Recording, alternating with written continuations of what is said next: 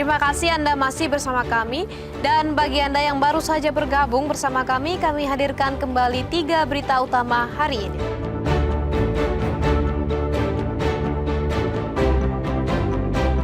Festival Dayung Sentani berlangsung meriah dan diikuti puluhan perahu hias.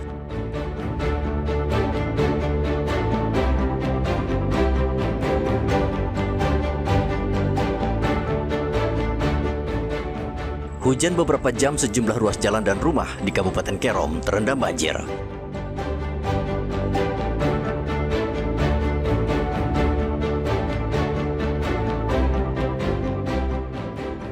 Pencari kepiting di Kabupaten Asmat hilang, tim SAR kerahkan perahu karet.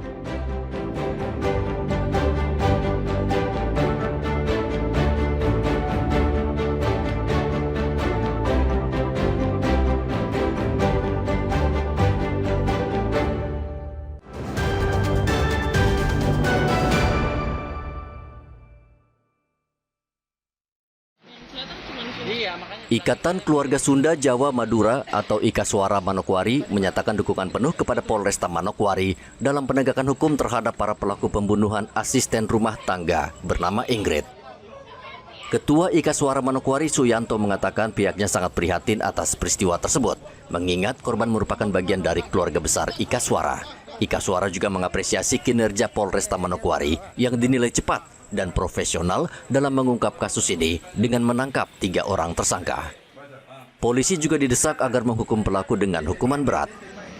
Mendesak kepada pihak kepolisian untuk mengungkap kasus tersebut, sehingga kasus tersebut alhamdulillah sudah dilakukan otopsi dan alhamdulillah sudah ditangkap itu para pelakunya yang disinyalir sebagai pelaku dari tindak pidana tersebut. Apapun yang disangkakan kepada tersangka, kepada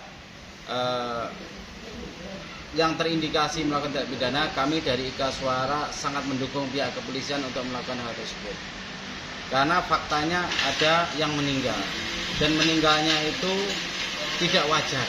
Setelah dilakukan otopsi, mengarah kepada yang kita sampaikan tadi, baik itu pasal 353, 338 maupun 340. Ikaswara berharap situasi keamanan dan ketertiban di Manokwari tetap terjaga serta meminta aparat penegak hukum mengungkap kasus ini secara tuntas agar tidak menimbulkan keresahan dan kemarahan publik.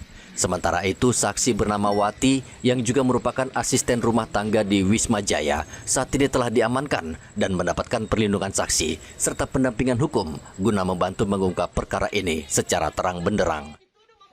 Ikaswara juga menyatakan akan memperjuangkan hak-hak korban, termasuk dugaan belum dibayarkannya upah selama 14 tahun oleh pemilik Wisma Jaya. ART lansia Ingrid ditemukan tewas dalam kondisi membusuk di dalam sebuah mobil Toyota Innova yang terparkir di kawasan Pasir Putih, Kabupaten Manokwari, Papua Barat. Diduga pelakunya adalah satu keluarga pemilik Wisma di Manokwari. Mereka saat ini sudah ditahan dan terancam hukuman penjara maksimal 20 tahun. Edi dan Riantonai melaporkan dari Manokwari, Papua Barat.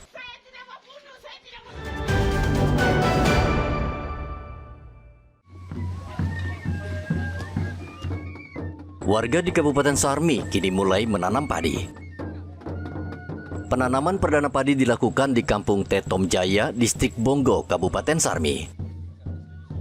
Kegiatan ini merupakan bagian dari program strategis nasional dalam rangka memperkuat ketahanan pangan dan mewujudkan swasembada beras di tanah Papua.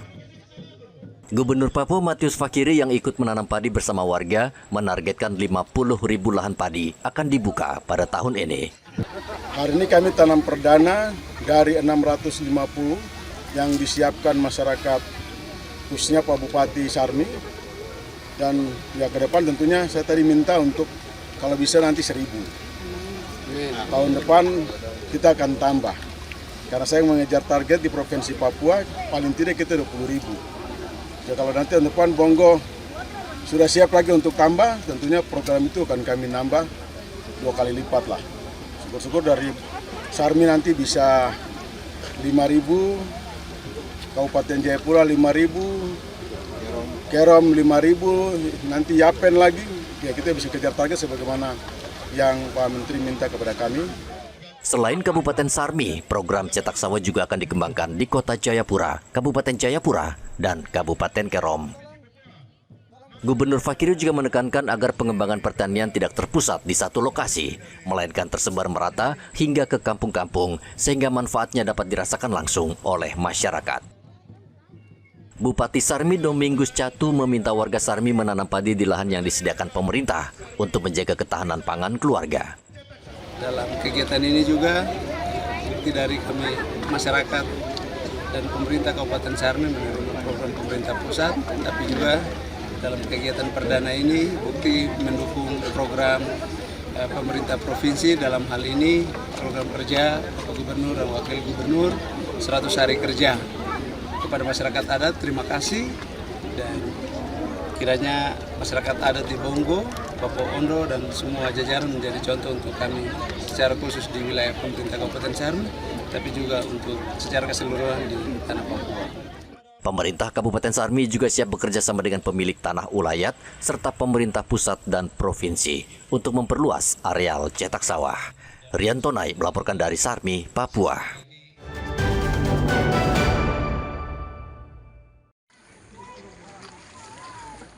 Curah hujan ekstrem yang mengguyur Kabupaten Kerom, Papua selama beberapa jam menyebabkan banjir parah di sejumlah wilayah. Personel gabungan langsung diterjunkan ke lokasi. Polisi menggunakan kendaraan dinas serta fasilitas darurat untuk menyelamatkan kelompok rentan seperti lanjut usia, ibu-ibu dan anak-anak. Tidak hanya mengevakuasi warga, petugas juga mengevakuasi dan mengamankan sejumlah kendaraan yang terendam banjir. Kabak Ops Polres Kerom Kompol Agustianto mengatakan situasi di lokasi terdampak banjir dalam kondisi terkendali dan belum ada laporan korban jiwa. Di jalur lintas Trans Papua setelah pos TNI di Arso 1, debit air masih setengah lutut. Kondisi arusnya masih kencang. Kami berharap seluruh pengguna jalan, terutama kendaraan roda 2 agar melintasi Arso Swakarsa dalam sampai dengan Arso 6 bagian dalam. Semua ini kami harapkan untuk ketertiban dan kenyamanan warga masyarakat pengguna jalan Trans Papua. Ia mengimbau masyarakat untuk tetap waspada terhadap kemungkinan terjadinya banjir susulan, mengingat kondisi cuaca yang belum stabil. Pihak kepolisian juga memastikan personel akan tetap disiagakan di wilayah-wilayah rawan banjir. Arthur dan Rian Tonai melaporkan dari Kerom, Papua.